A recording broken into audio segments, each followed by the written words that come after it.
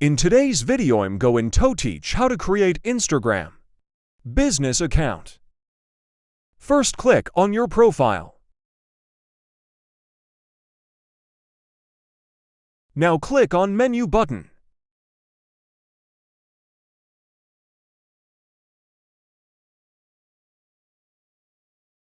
Scroll down and find account type and tools. Now click on Switch to Professional Account. Now continue.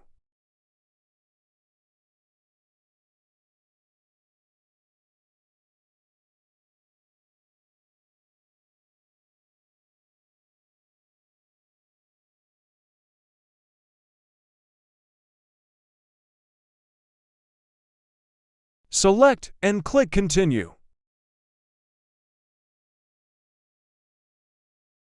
Now you can switch your normal account to business account.